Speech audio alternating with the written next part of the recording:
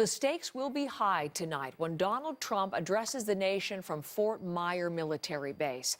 It's expected he will announce a new strategy on Afghanistan. Arthi Pole is in our Washington bureau for us this morning. Arthi, primetime address, a big stage for what sounds like a big announcement.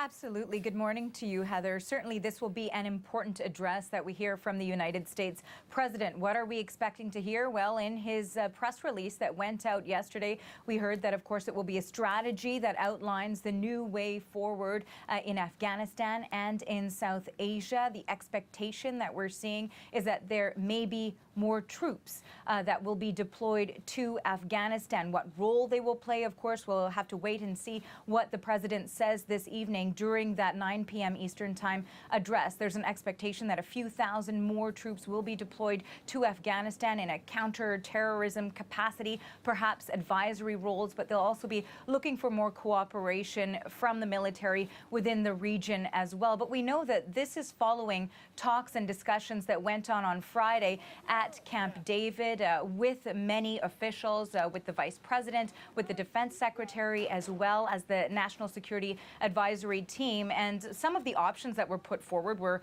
a full withdrawal of the troops, a surge in troops, or perhaps even looking at private contractors. So now, from what we understand, Trump has made a decision. And that's also something that the defense secretary outlined when he was speaking with reporters on his way to Jordan. But he mentioned that he wanted to let the U.S. president announce the details in full. Take a listen.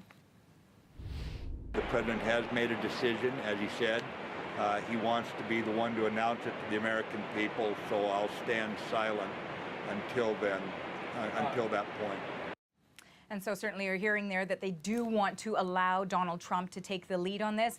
It's not just an Afghanistan strategy. Of course, South Asia will be part of that. What we're hearing is that Pakistan will play a role here. We're looking to hear from Donald Trump whether or not there will be more pressure on that country to crack down on the Taliban, Heather. In terms of the timing of this, Arthi, it follows what was uniformly agreed a colossally bad week for the president last week. Such turmoil. The departure on Friday of his chief strategist, Steve Bannon. So how important is laying out this Afghanistan policy well for the administration?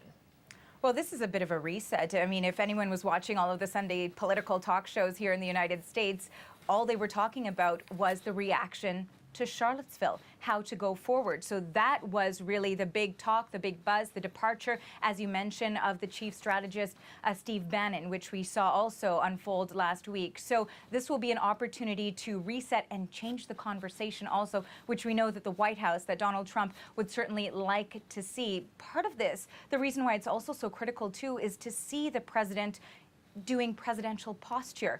We expect that this will be teleprompter Trump. As they say out here, it won't be an off-the-cuff president, which is what we saw also last week, that press conference that he delivered at Trump Tower, a combative, defensive Donald Trump in regards to the violence in Charlottesville that had a lot of criticism. And we know that there was criticism even prior to that press conference. So this will be an important day, an important address for the president in unifying the country, which has been deeply divided for some time, but even more so following the Charlottesville violence and also following the departure of many people from the White House, but of course, chiefly we know also Steve Bannon. So can he still appeal to his strong base that we know was connected to Bannon and still also unify the country in this speech tonight?